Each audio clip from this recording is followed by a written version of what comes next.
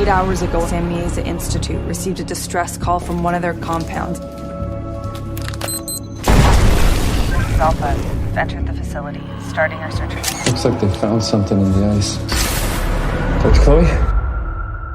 They're coming.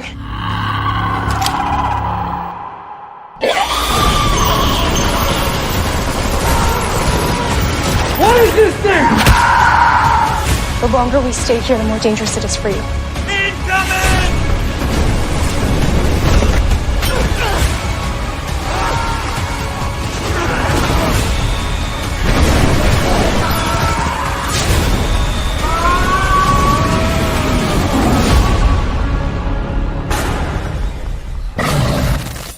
Hello, everybody, and welcome to the latest episode of Fresh Cuts. This is Mike, and joining me as always, it's Mr. Venom. What's up, Venom?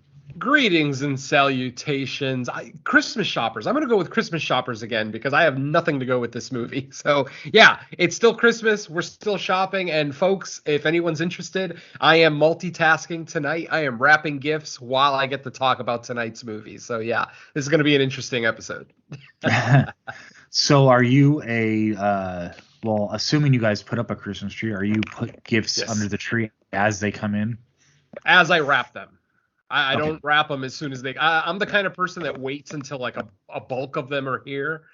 I would say I'm like probably 90% done shopping, and with the wife gets Tuesdays and Wednesdays off. That's her weekend. So tonight being Monday, I figured it'd be a good night. The tree is up. I just got the tree this weekend.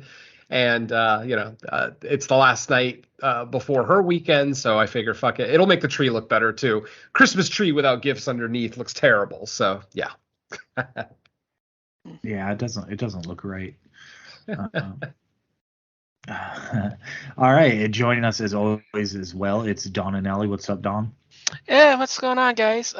You should do what I do. I just put a crap load of reindeer underneath it until the presents arrive. It makes it look a little more, I wouldn't say filled in, but it makes it look a little bit more like an actual, like there's actually something there. That's not bad.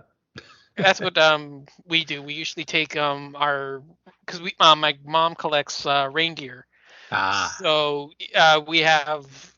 we literally have a 4-foot plastic bin filled with them, and we usually just stuff them anywhere that we can find. And usually that means a good dozen or so are crammed underneath the tree.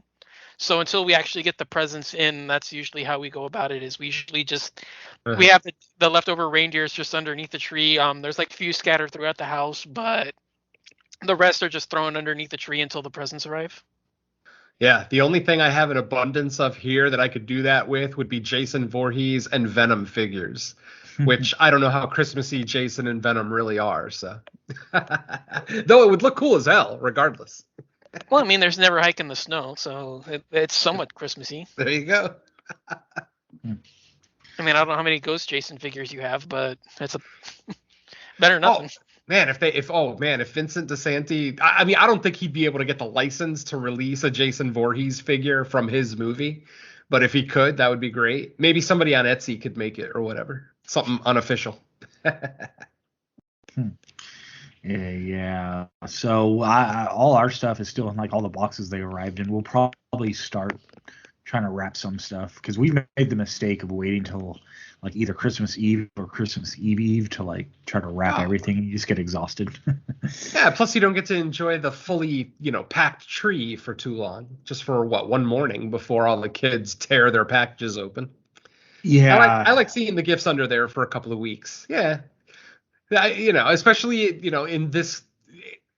in like 2020 and 2021 with the whole pandemic and not really being able to invite as many people over as you'd like to celebrate the holiday. It's like what you do in your house yourself is going to kind of dictate how festive you are, since I don't have guests here, the decorations and the tree and everything else, that's going to just dictate to me how festive I get.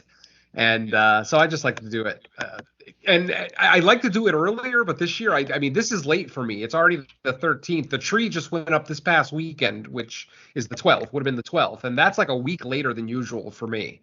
I'm not one of those people that puts the tree up right after Black Friday or anything, but usually like a week after Thanksgiving, I'll do it. And so I'm a week late this year, but I'm still feeling festive. So all is well. Oh yeah, no. We usually have ours out either that Saturday or Sunday. Usually it's either one or the other. One day is inside, one day is outside. It doesn't matter which one we do first, but usually that's Saturday and Sunday. One day the house lights go up. The other day is the tree and all the indoor decorations. Mm-hmm. So yeah, we always have ours up before December. Nice. And I'm just lazy. Don't let this don't let this distract you from what we're actually here to talk about, folks. Yeah, please. Actually, no. Please let it distract us. Yeah, pre-show conversation there, folks. We'll discuss more in a few seconds, but pre-show knowledge that nobody really knows but us. Inside jokes. All right. Yeah, so I guess we will get into the movie now. So we are covering Resident Death Evil Valley, otherwise known as Death Valley. It's streaming on Shudder currently. Yes, the actual title is Death Valley. The other thing was a poor attempt. Oh, I thought it was Resident Evil Death Valley Doom, but that's just me. That's another good one. Yeah, I caught more Doom than Resident Evil, but we'll get to it, yeah. All right, so our synopsis. Mercenaries with nothing to lose are hired to rescue a bioengineer imprisoned in a Cold War bunker. Upon entering the ominous facility, they find themselves in a fight for their lives when they come under attack from an unknown and deadly creature. So... Okay. All right, that synopsis is already wrong. In the very first line, there's already a major issue with that synopsis. Mercenaries with nothing to lose. Did our main mercenary not just get married and have a kid on the way? You telling me he's got nothing to lose, really? Interesting. Okay. Yeah, that's pretty much the only reason he accepted the mission, because he has something. Exactly. If he had nothing to lose, he would have happily just taken the mission and gone, not had a struggle, like a mental struggle, whether he should take it or not. And then, of course, with the movie opening with that not opening, but one of the early scenes, that conversation with his wife, nothing to lose, my ass. Yeah. That just proves that the people that write these synopses maybe don't always watch the film. Yeah, sometimes it feels like the synopsis is written like before. I don't even know what the hell they're thinking sometimes. But let's find out what we're thinking about Death Valley. So, general thoughts. We'll begin with Venom. What do you got? All right. Well, unfortunately, there's not going to be a whole lot of positive from me. This movie feels like they heavily borrowed from two bad video game movies, put them together, and made an even worse video game movie. And of course, we've already mentioned the two movies, Resident Evil and Doom. Now, listen to my synopsis of this movie. An elite mercenary team is sent in to a scientific facility to find the whereabouts of their missing alpha team that was sent in before them, and to save any scientists that they can. Now, folks, did I just describe Resident Evil or Death Valley? Both. Fucking, it's the same goddamn movie.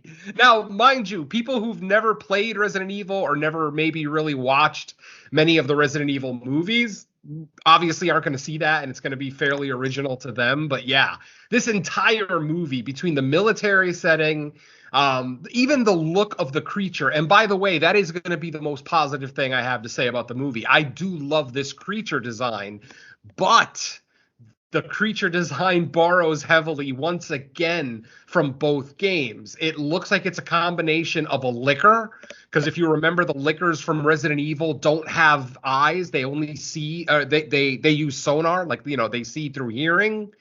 And, it looks like their brains are exposed. Well, that's exactly what we got with this creature, except that the lickers are quadrupeds and the creatures here are bipedal. They're more humanoid. But then they also look a little bit like I forget how to pronounce it. it's one of the demons from Doom that the creature actually only has one eye, but it still has that kind of top half of the head effect that looks like it's an exposed brain. So yeah, I mean, creature design, though not very original, still does look good. I'm gonna give them credit for the creature design. But yeah, man, the rest of this movie, the dialogue is painful. These are the worst soldiers, some of the worst soldiers I think I've ever seen. And I'm specifically talking about our two main guys. By the way, if anybody's interested in what the actor from what a movie made by the actor who played Psycho Gorman would look like, lo and behold, we have Death Valley. Yes, the writer and director of this film is Matthew Minabar, and he played Psycho Gorman in the film earlier this year. So yeah, our main star in the film is Jeremy Ninabar. He's the brother of Matthew, obviously. And Matthew does appear in this film, guess what, as the creature.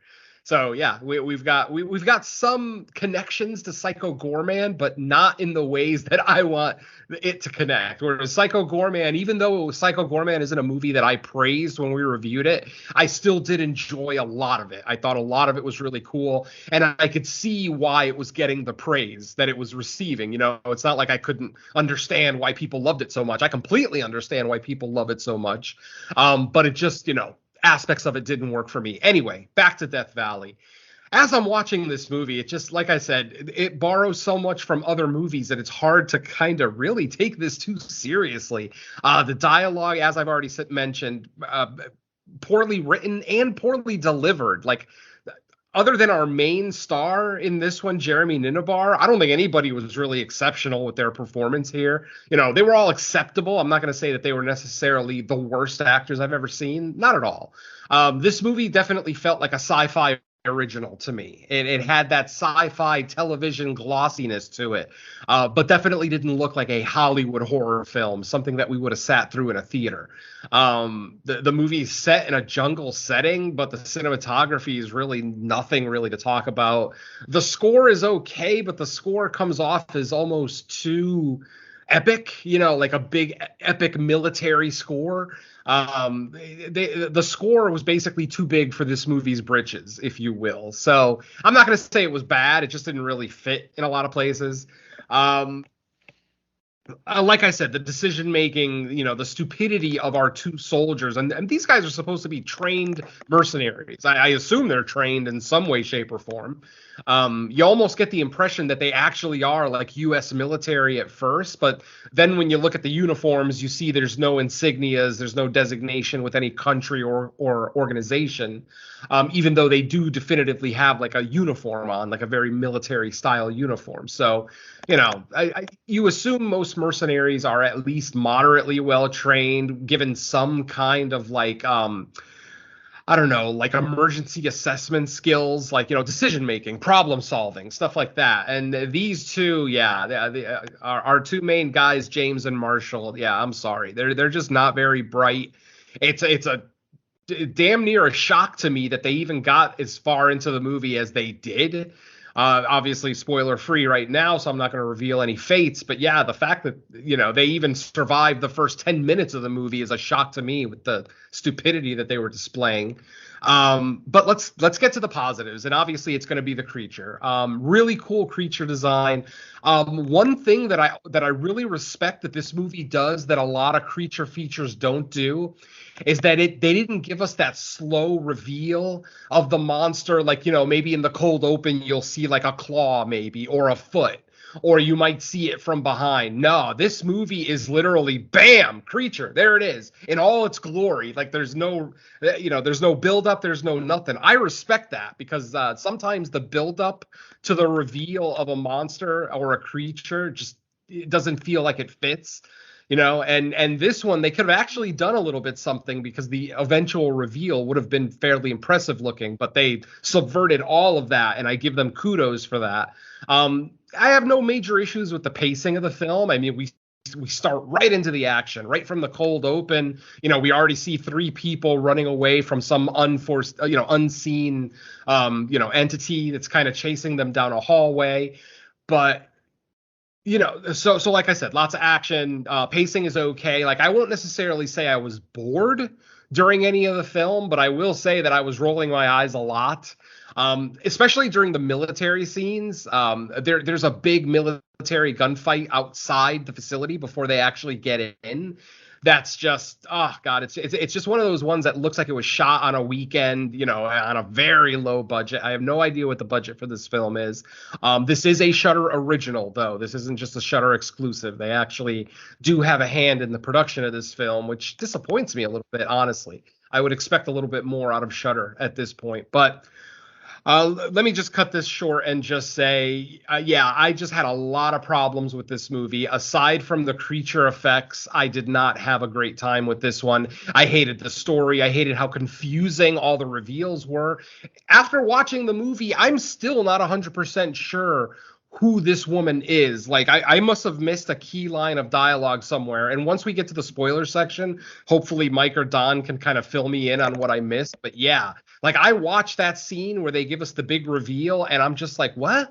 So? Like, I just, yeah, this whole story just did not work for me. And like I said, the mere fact that every single scene borrows heavily from two other not so great video game movies just is not helping this film at all. So, not to say that there's not people that are going to like this film. There's going to be a lot of people that just like fun, brainless creature features, and there's nothing wrong with that. If that's your bag, awesome. But for me, I kind of look for a little bit more substance in my creature features. Maybe you remember Antlers from a couple of months ago, actually, that we reviewed here on this show. I was higher on that than I was on this, but I still wasn't all that high on Antlers, as high as other people were. So, as you can see, I kind of demand a little bit more from my creature features. And this one, yeah, for whatever it's worth, just didn't work for me on every level. So, yeah. Not going to get a recommend from me. Next. All right, Don, you're up. What did you think? Well, I'm a lot more positive on it than Venom. I do agree with a couple of the points.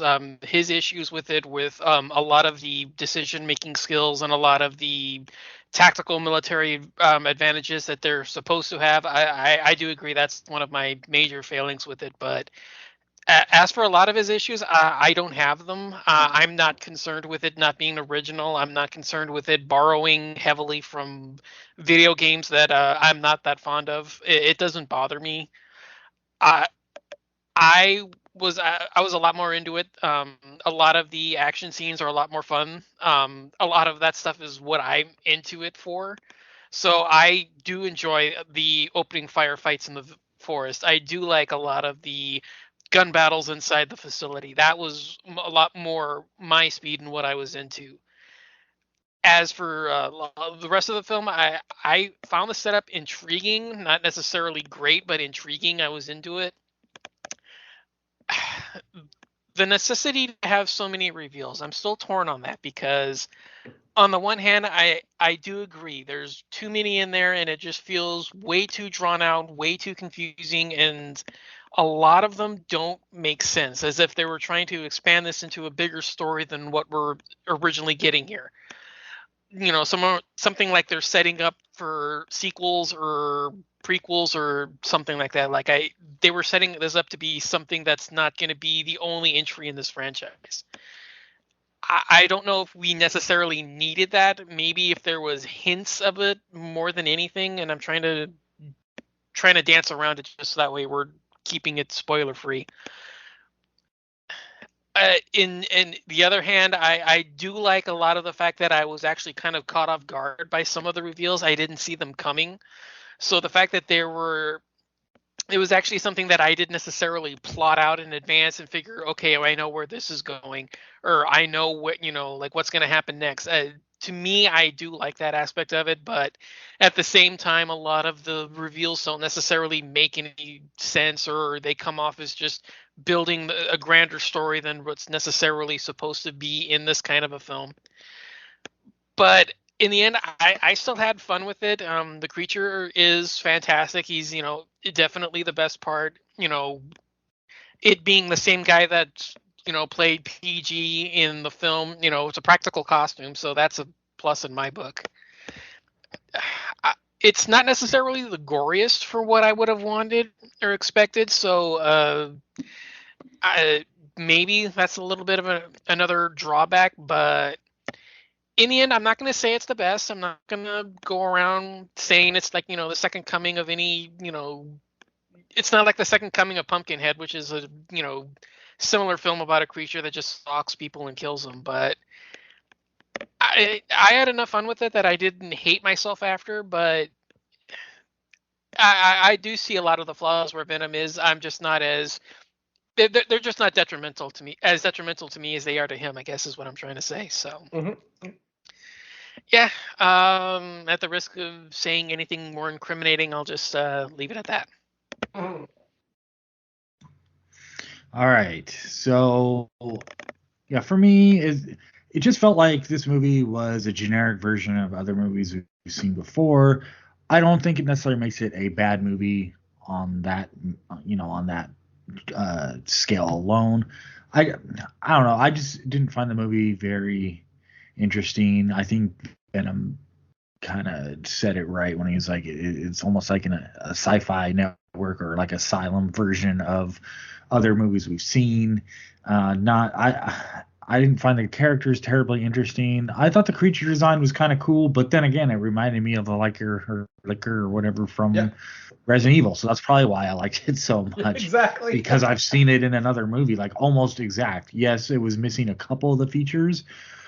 But it's kind of like The Simpsons with the shining and the shinning. You did just enough for not to get sued for being a Resident Evil movie, almost, basically. What else can I say about it? I don't know. It kind of felt like they took some of the plot of the original Resident Evil movie mixed with Resident Evil itself, the game, and kind of mixed and matched to make their own movie out of it. But I don't know. I just have a hard time when movies do that, but then they're like, some other parts just equal less than everything that came before it. I'll reiterate, I don't necessarily think it's a bad movie, but it's just like if you're into this kind of thing, there's many better ones to watch. I was just kind of bored. I wasn't really into like the twists and reveals. Nothing was really surprising about it.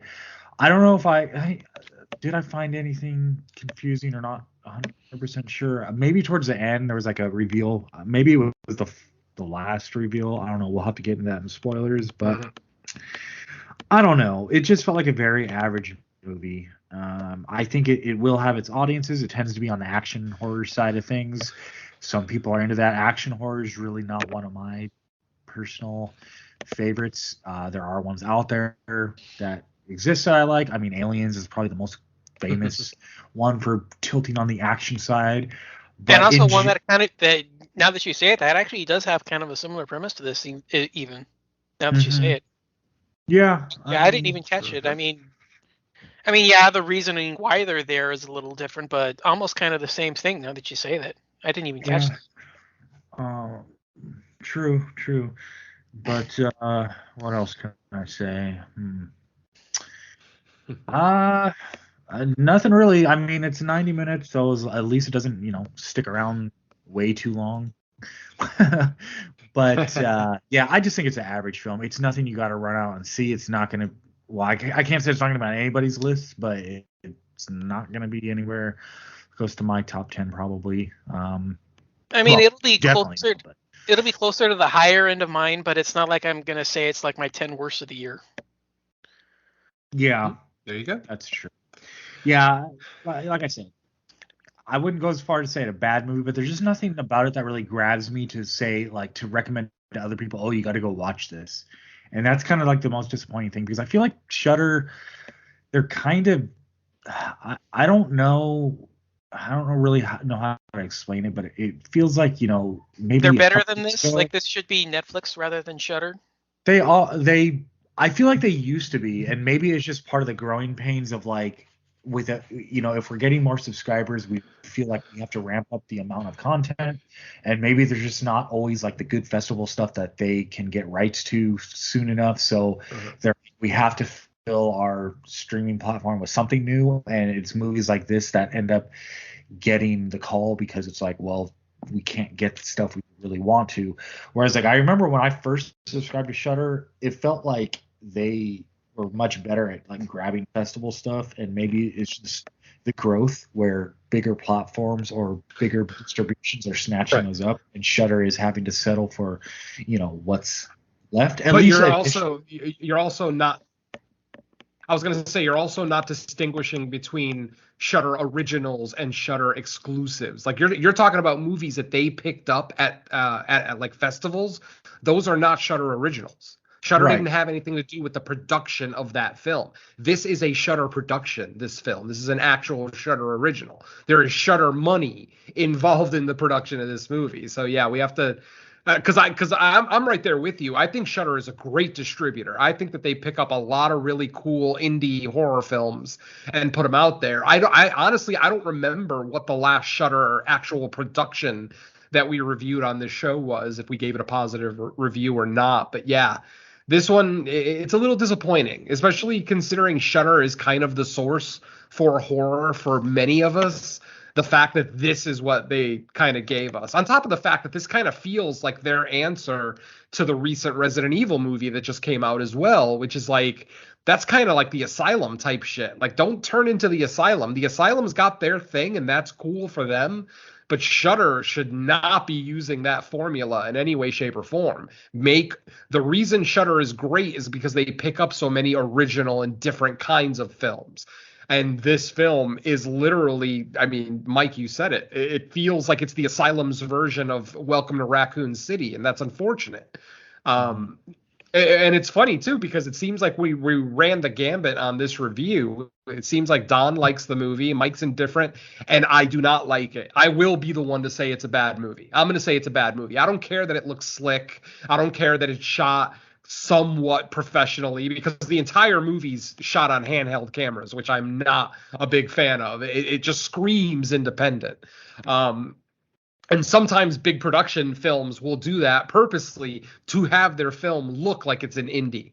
But with this one, yeah, it's very obvious that, every shot is handheld, every shot is shaking, not shaking a lot, like you can't, make out what's going on, but it's enough that you're like, oh my God, handheld camera, please stop. At least for me. So, someone who's seen as many films as we have might notice it a little bit more, but yeah, I'm going to say it's a bad movie. I'm going to die on that hill because, like I said, I don't usually bitch and moan too much about the lack of originality in movies. I mean, I've said it flat out 1,000 times. I'd rather see a rehashed idea done well than an original idea done poorly.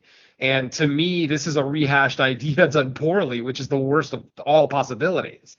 Like I said, there's a market for it. There's definitely people that are going to enjoy this, and that's cool. I'm jealous of them because after reading the synopsis, I was kind of excited to kind of watch this. Especially when I saw that Psycho Goreman wrote and directed this. I'm like, okay, maybe he learned enough while on Psycho Goreman that, he could make his own little indie horror film. And to Don's point about the gore, yeah, there's almost no gore in this movie. A movie like this needs gore. I don't care if it's mainstream, indie, whatever. If you're going to do a creature feature like this with kind of a military, kind of wraparound with the whole thing, then you got to give me some gore. All we really got as far as gore is a couple of CG headshots during the gunfights outside. And there's like there's a couple aftermath shots when they're walking through the facility, but that's just blood trails. Yeah, exactly. Yeah, aftermath stuff. I mean, it does look good. And like I said, I don't want to take anything away from what's actually in the movie effect wise. It does look good. Obviously the budget must have been a limitation for them because of the fact that there's not a lot of gore. I mean, especially when you look at these creatures and the fact that they're blind and that they see through hearing. Not necessarily sonar, but just, they're listening for noises and blah, blah, blah, just like the Resident Evil lickers. Once again, more similarities. So it's still one of those things where I will praise what they did well. Unfortunately, I don't believe they did very much well. But like I said, I mean, you've got 3 of us on this show. All 3 of us seem to have different opinions. So it seems like you might have to just watch it and find out for yourself.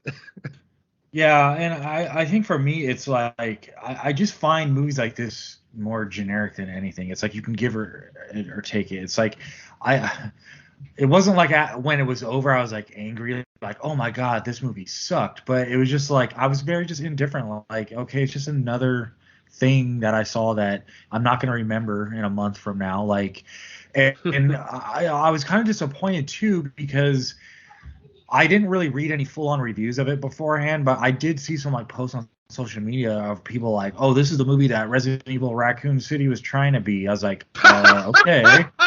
And then when I watched it, I was like, "What?" I was like, "I'm like the exact opposite." Like, and I didn't even think Raccoon City was like a great movie either. It's just if I'm comparing the two, I'm like and maybe that's a bias because I'm a fan, of the games, and Raccoon City did a semi decent job of implementing game stuff, so that I can see that bias in my opinion there.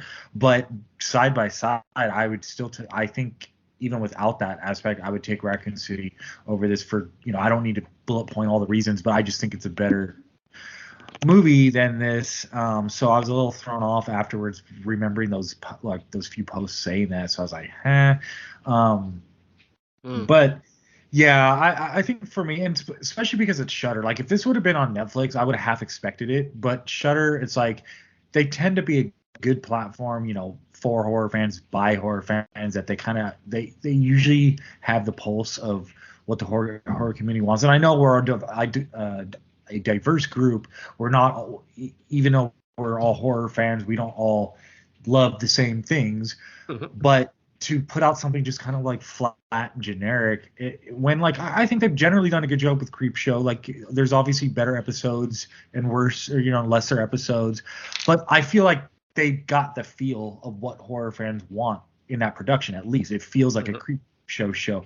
So when it comes to movies and stuff, it's like they put this out and I'm just like, oh man, it just feels like you did the exact opposite with a movie like this. You just put out just something you could find anywhere else, and with a limited budget, I was like, man, make a smaller story, something that you can really focus on the story and characters and forget all like the action-y stuff that you're not going to have the proper money to put into anyway. So it's like, just do something different, please. So yeah, it's a miss for me. I just realized it's a Canadian movie too. I don't know. Not that I'm not saying anything by saying that necessarily. It's not like I hate Canadian movies, but maybe I'm a little less surprised that I didn't like it very much. I don't know. Like I said, it just felt kind of derivative. I don't usually bitch and moan about lack of originality. If anything, I try to defend movies that give us what we want, quote unquote. And I don't know. Especially me, a huge Resident Evil and Doom fan. I mean, those are two of my favorite video game franchises ever. And I don't even hate the movies, even though the movies were, the original franchise, the first couple weren't terrible. And then, of course, we got the new ones. And then the Doom movie with The Rock. Holy shit, that was awful. But that's a review for another show. Just for as much as I love these franchises, man, I just can't get into the movies. It's one of those things that I guess these stories, these narratives are just better told in a first person, not first person. What's the word I'm looking for? Interactive, in a more interactive space, rather than just sitting and watching the story play out in front of you. These stories are more compelling and interesting when you're a part of the story, when you're actually controlling one of the characters. So yeah, I'm starting to think that this whole, scientific facility, getting locked down because of a bacterial or viral infection escaping, it's like that. I can't remember too many of that style of movie that I would ever praise. They're always like average, middle of the road, all the way down to just bad for me. So yeah, too bad. Sorry, Psycho Gorman. I wanted to like your movie, but I couldn't. Yeah, and maybe like the timing of it hurts it more because Raccoon City barely came out a month ago, if that.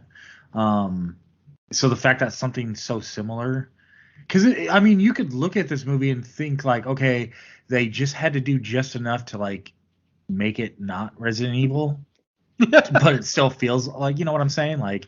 It feels. I don't know what you're talking about. It feels 100%. I mean, did you not hear my synopsis?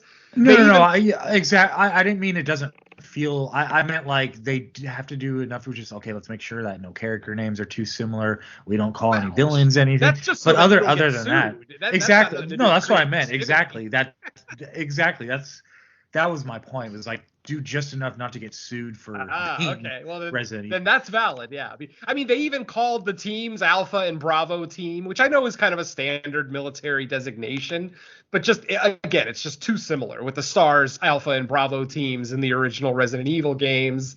Like I said, the fact that they're going to a facility to find the first team that they sent previously that disappeared. They got to try to get scientists out before a viral infection escapes the lab, blah, blah. I mean, it's almost to the letter the exact same movie. Now, obviously, when you watch both movies back to back, no, they're not the same, literally, like scene for scene. But the actual premise is literally the same thing to the letter. And considering how recent the Resident Evil release was, that's why it makes me feel like this is one of those Asylum, oh, you're going to release Godzilla versus King Kong? Well, then we're going to release Ape versus Monster, That's kind of what this felt like. And that Shudder is so much better than that.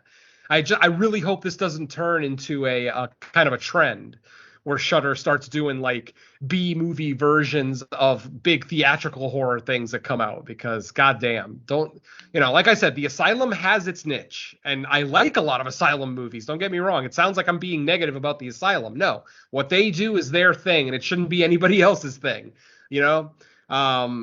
So yeah, I don't know what else to say. I wanted to like this a lot more than I ended up liking it, and that's really too bad, especially because. Oh, go ahead. No, I was just gonna say, speaking on the whole Resident Evil thing, would you have been surprised if in the third act in walks Chris Redfield like randomly, and you're like, oh, okay. I was expecting there to be a post-credits scene with Albert Wesker showing up, but this time he'd have his sunglasses on and all ready to go. I don't know. Yeah, like I said, if you're not as familiar with Resident Evil as Doom as a lot of us hardcore gamers, you're probably going to find more enjoyment out of it, because it's not going to be every single scene isn't going to remind you of something that you've seen in a video game or a movie, over the last 10, 15 years. So I can see that's why I'm saying that there is a market for this movie. There are going to be a lot of horror fans that enjoy this movie.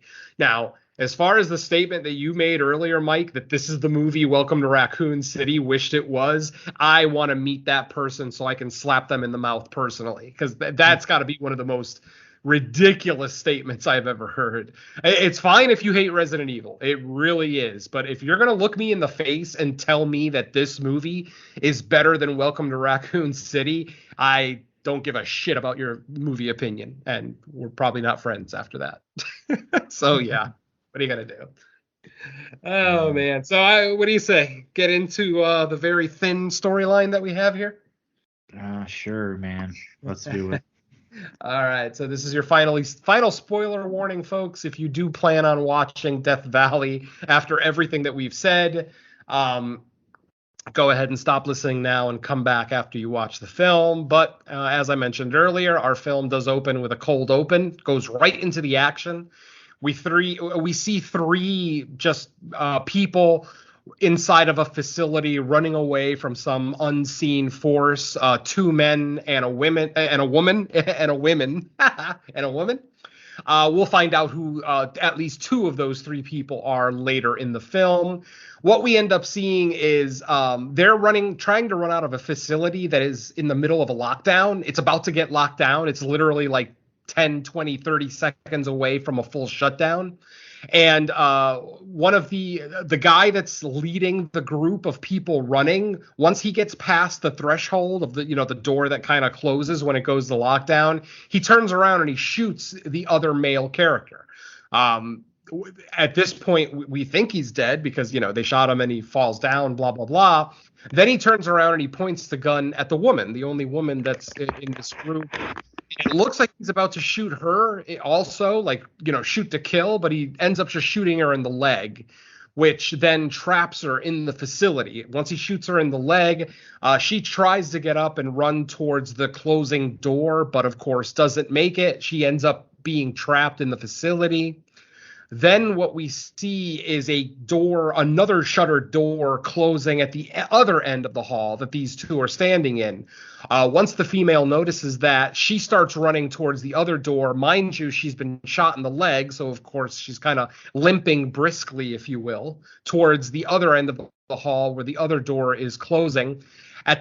Just as she goes by the guy's body who was shot, he wakes up. Turns out he's not dead. And he basically grabs her and tells her, don't leave me here, don't leave me here. But he ends up only making it about halfway through the shuttered door that's about to close.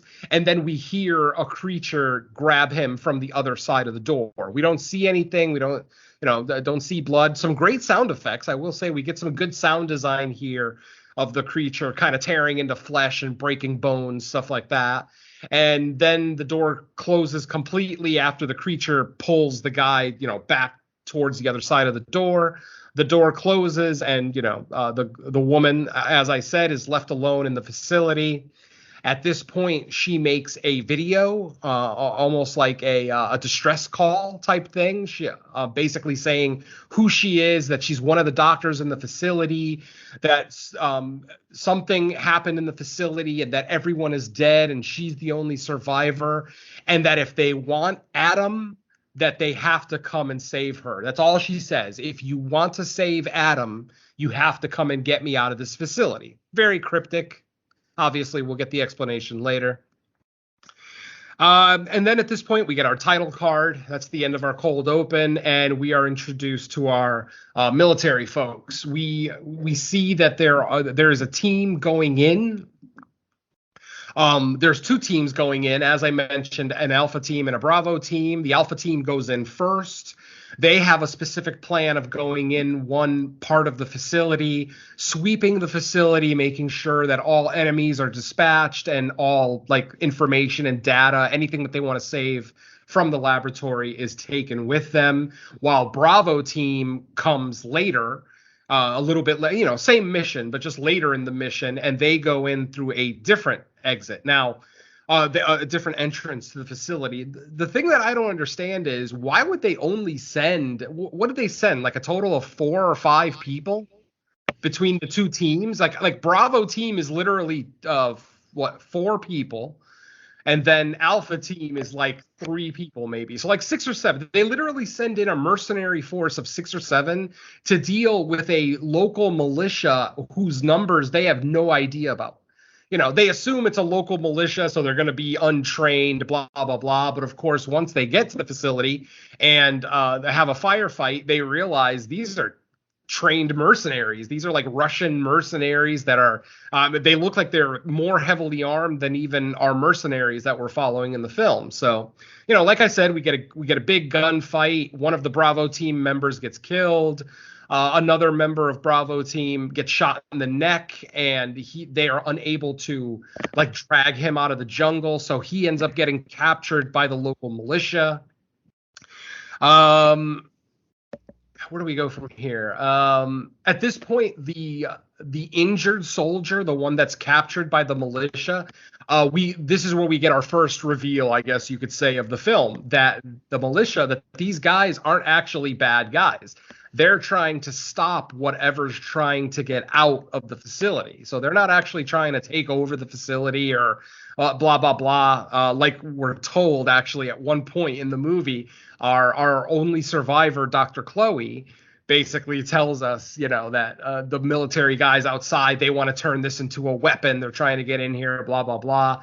But it turns out, no, they're trying to they're trying to not let anything escape from what's going on in there. So they're basically working as like local security, if you will, to make sure that all the local towns aren't affected by whatever comes out of this facility.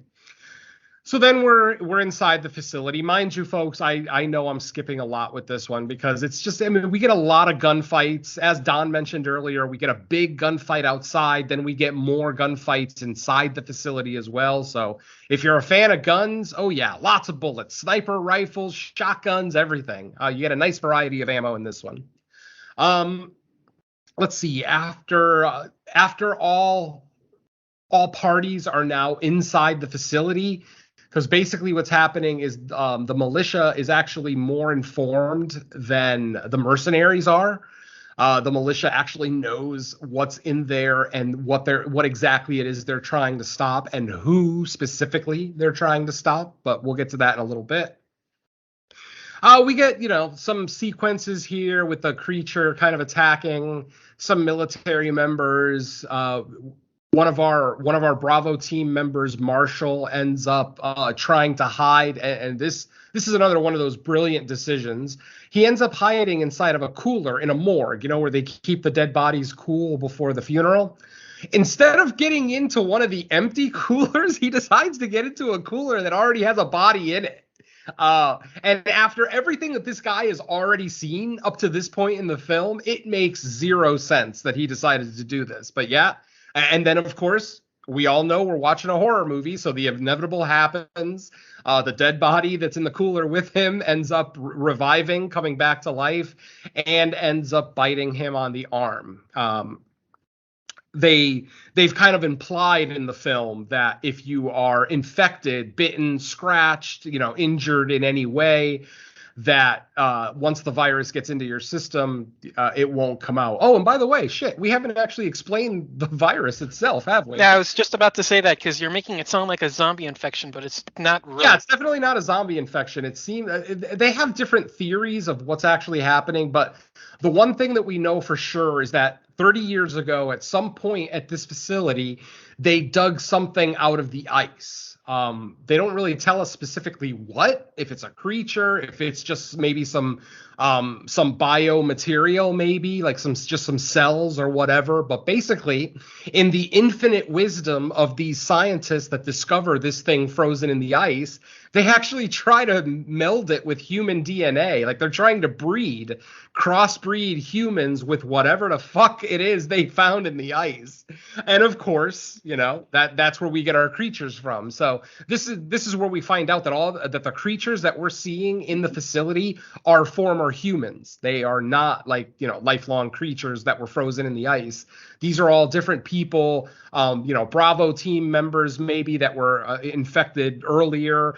Doctors, doctors in the facility that, were infected are turning into this thing as well.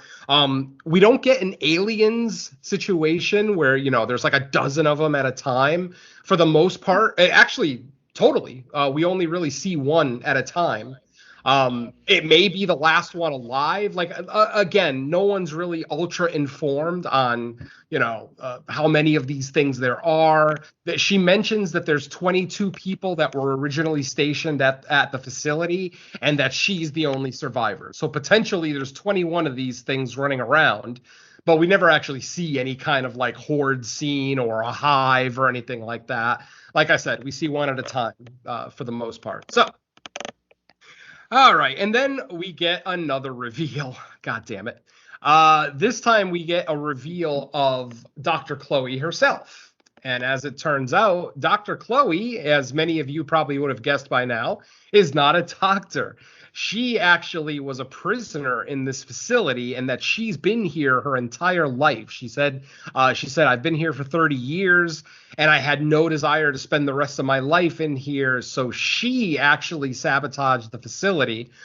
This is where I get confused. Like, I'm not sure, like, what she did specifically, if she released the virus or if she actually is the thing that they found in the ice. I'm just very confused at what Chloe's role in this whole thing is. Obviously, for the whole movie, we think she's a doctor, but of course we get the reveal that she's not a doctor. She actually was the prisoner. She was the reason why everybody was there, keeping her in there.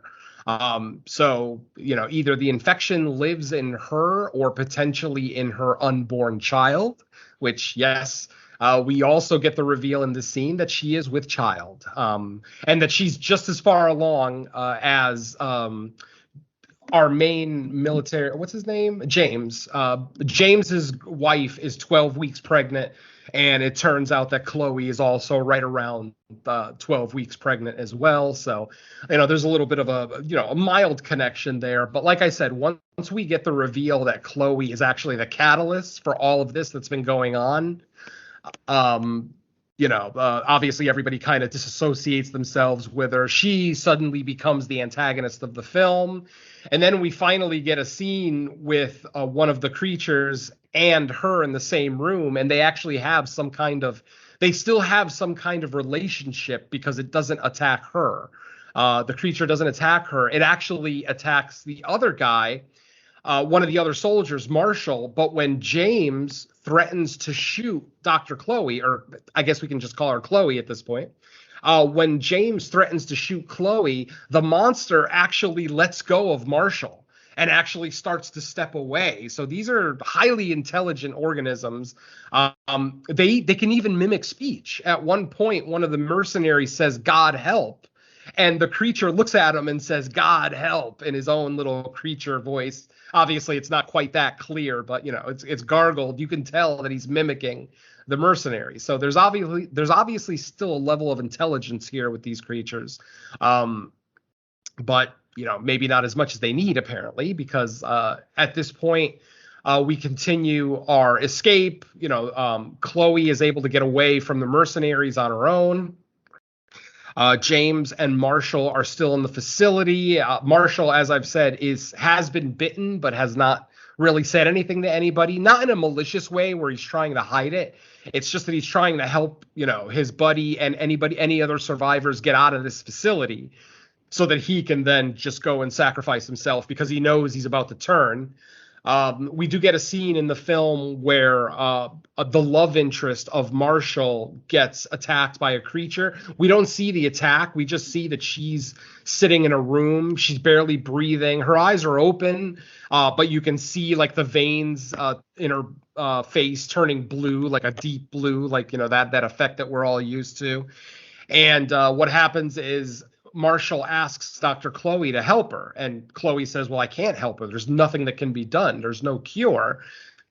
And then his very next line is, "The fuck you mean there's no cure?" It's like somehow he doesn't understand that this brand new virus that was just discovered, however many years ago, doesn't have a cure. So, again, it's the tiny brain of a military guy. No offense to my military brothers. I love you all. But yeah, these two idiots in this movie just do not deserve any military respect at all.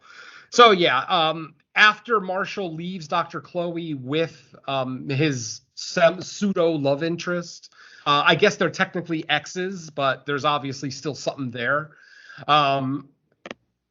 Basically, as soon as Marshall leaves the room, Chloe grabs a gun and just shoots the lady in the face, just blows her head right off. Obviously, Marshall and James hear the shot. They go running back to the room. They see what has happened. And of course, we get that standard interaction where Marshall wants to shoot Chloe, but then James kind of protects Chloe, says, "Hey, if she knows that there's no cure, then why are you arguing with her?" type thing, blah, blah, blah. I'm going so out of order here, folks. Sorry. If you're looking for any kind of discernible storyline from me, you're not going to get it today because, I'm all over the place with this movie. And ultimately, I do have to admit that I just watched this movie right before we recorded. I had a very busy weekend, both with recording and other activities that I had. So I did not get a chance to watch this movie until today, literally right before we recorded. So I'm sorry if, every single bit of information isn't 100% accurate today, but sometimes it happens, especially during Christmas. We get busy with family stuff and blah, blah, blah, blah, blah. So back to Death Valley. Where are we? I guess we could just go to the finale from here. After we get all the reveals of, who everybody is and what these creatures are and, what Chloe's role is in this whole thing. We're back outside the facility. We basically have Alexei, who was kind of the leader of the local militia. And he confronts Chloe. As I said, Chloe's able to get away from the soldiers. She's able to get out of the facility. But then Alexei is outside waiting for her. And it's very obvious that they had some kind of relationship too. Alexei must have been one of the scientists who actually worked at that facility. Maybe he was just security. No, he's the guy from the beginning. He's the security guard. Right. No, but what is his actual role? I know he's a security guard. Okay, he's a security guard. That's what I missed. Okay. Yeah, he's the head of security. I mean, he's a big fucking dude, so he's obviously doing something physical. He's probably not a scientist, but yeah. No, because they say that when they're going over the profile of the mission, they give his picture and they claim he was the head of security there. Okay. And he was the one that was informing the militia about what was going on, so they suspect him as the guy that was leading the militia. I probably missed all of that because I was laughing so fucking hard because the briefing scene in this movie literally feels like a cutscene out of a video game. I mean, literally as I'm watching it, I'm like, what the fuck? Even with the map coming up and like arrows getting drawn on the map, this is where the facility is. These are the entrances.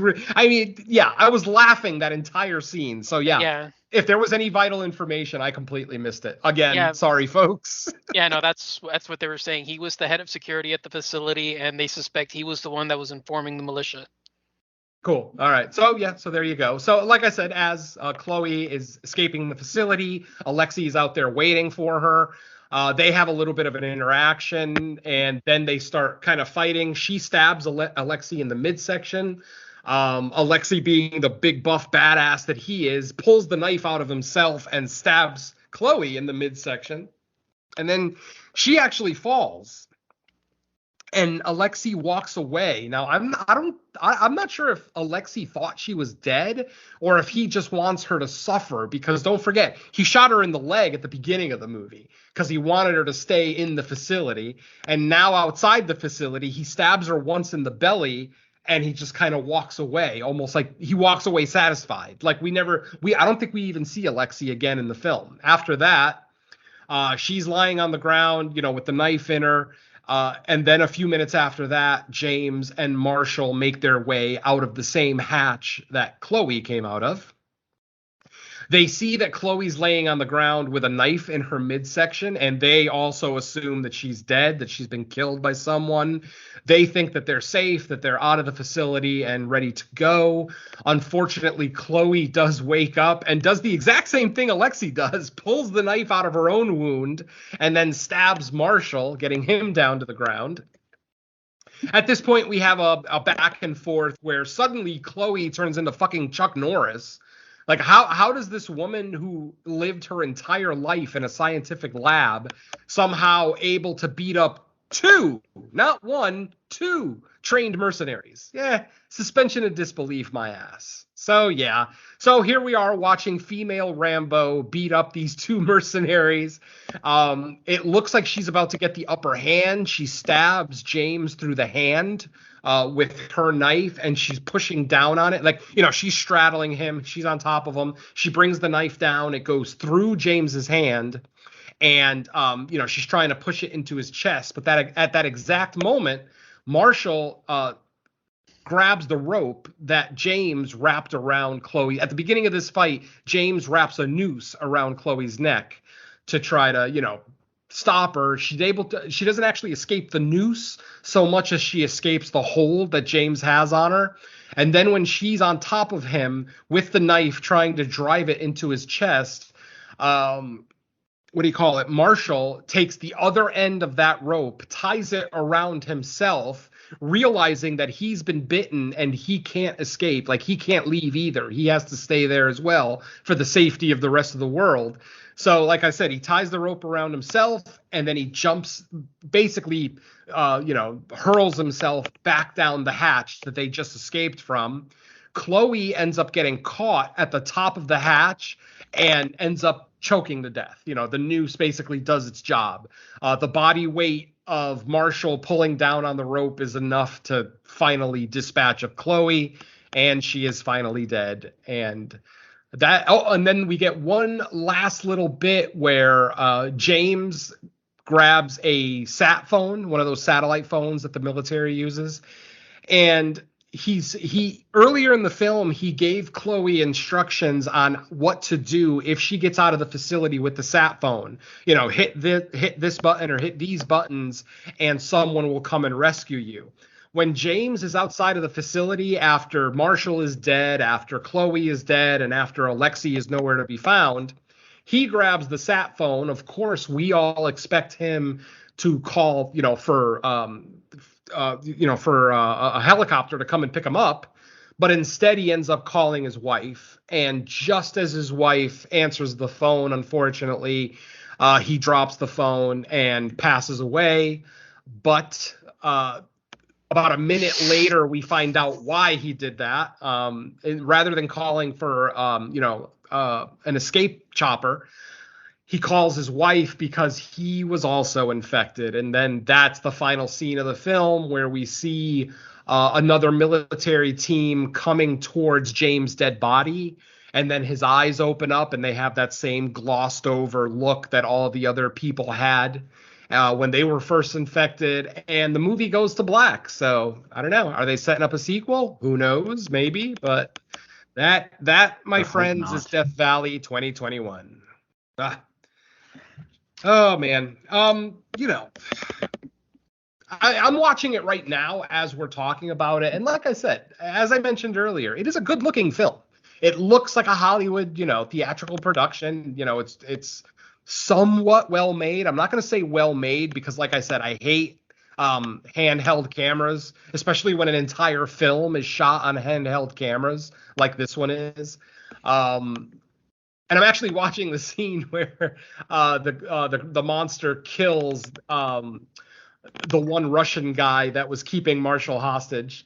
Pretty interesting scene. All he does is squeeze his head, but this would have been a scene where they could have stuck some gore in there. Rather than just squishing the head and just hearing a crack and dropping it, let's actually see the head break, give us a little bit of gore. A movie like this, I feel, needs gore. This movie needs gore. Like, this movie is almost a TV movie as it is. I mean, yeah, there's language in here, but there's not really a whole lot of on-screen death, at least not anything too bloody or violent. We get some, as I said, we get some bites. We get a lot of gunshots. Did you guys also notice, I also found this funny. Did you notice how when our two main mercenaries were outside, shooting during the gunfight with the militia, they were fucking Rambo. They were pulling off headshots from like 50 meters away. Like they were like super soldiers outside. But then once we get inside the facility and we see these fucking ugly, nasty monsters, do they go for headshots? Nope. They shoot them in the chest. Over and over and over and over again. They just continue to shoot these creatures in the chest. And I'm just thinking, wait, you'll kill human soldiers with headshots, but you won't even attempt a headshot with the fucking monsters? This is what I'm talking about some of the decision making in this movie. And maybe it's not even the fault of the characters. Like, maybe this is more the writer, director of the film just being inconsistent. Like I said, these guys were super soldiers outside, and then in the facility, they're fucking preschoolers. So I don't know what the hell happened. I mean, obviously, when you see a monster, something that you've never seen before, yes, it can affect your psyche and it can affect your nerves, things like that. But it's like they forgot how to shoot a gun when they went inside the facility. And I don't know.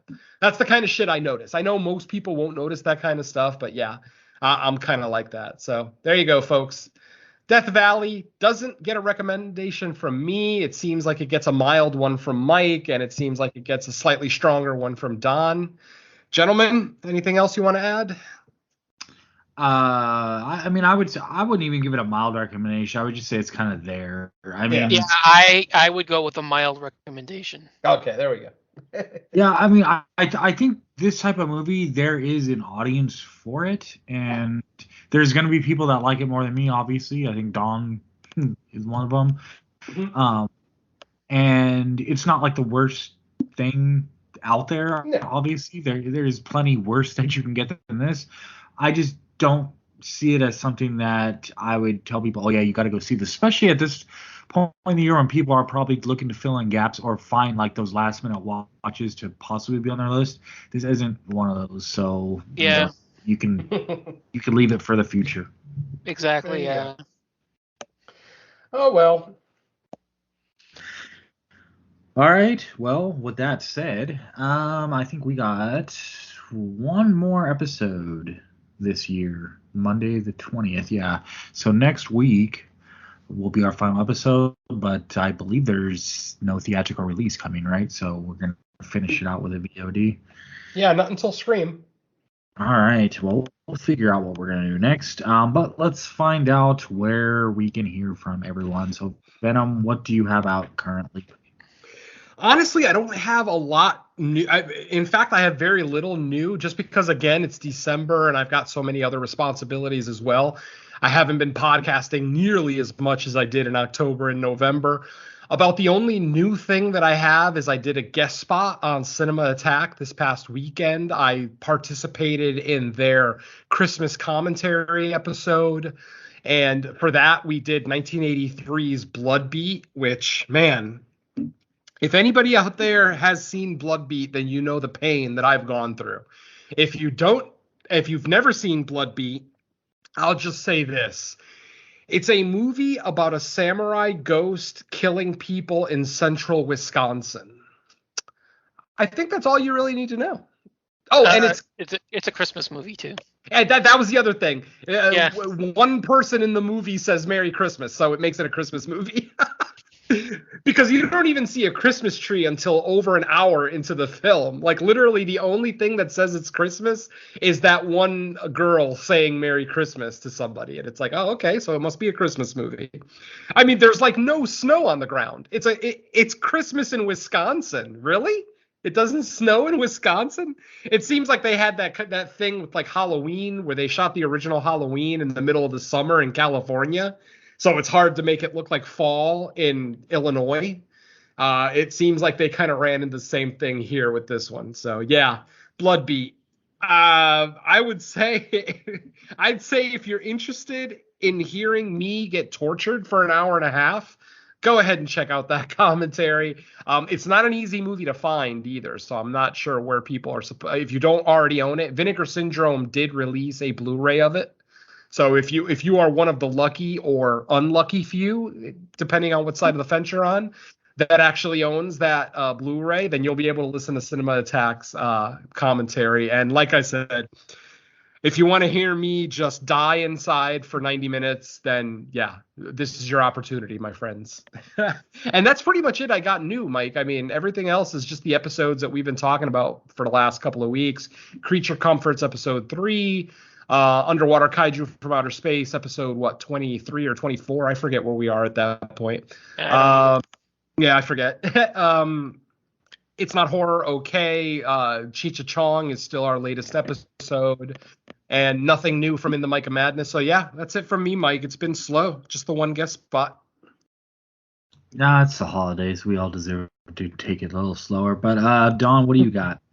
The only thing I've gotten a couple more episodes for my new show, Horror Countdown, recorded.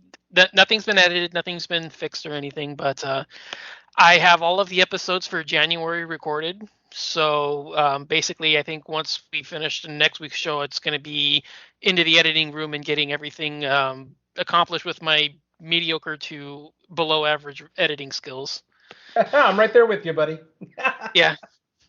So, yeah, it's going to be getting those ready for the January release. So I have everything recorded. All of that's good to go. Just have to make it presentable, I guess, which, like I said, with my mediocre to non-existent skills will probably take me most of the week. So, yeah, be on the lookout for that. I do have social media pages for it. It's Horror Countdown Pod almost everywhere. I think Twitter, I only have it at a Horror Countdown because there's too many characters for some reason. But yeah, go ahead and follow that. It's everywhere: Facebook, Twitter, Instagram. Just search for it, you'll find it.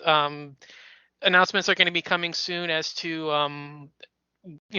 when it's going to officially come out, where the show's going to be hosted, and all that. So go ahead and keep track of that for it dropping in January. So getting really close to getting it out there. Nice.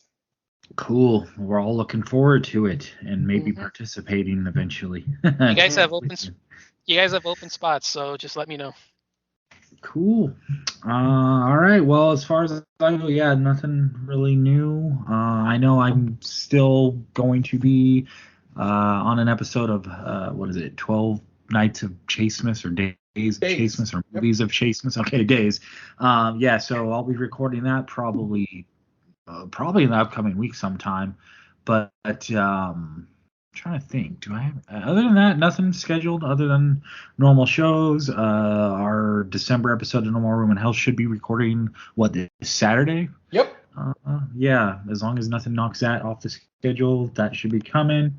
And yeah, so like I said, December we try to not overload ourselves because we do, like to spend some time catching up on 2021s we missed. So I think episode after next will be the top 10. It's hard to believe we're already there, but it is so. So Yeah. It's gonna be hard for me to be on a top 10 show that I'm not hosting. So. All right. Well, with that said, we are going to get out of here. So thank you everybody for listening to the latest episode of Fresh Cuts. We will be back next week with our final episode of 2021. So until then, catch you later. Let's say bye to the listeners. Adios. Later. Peace.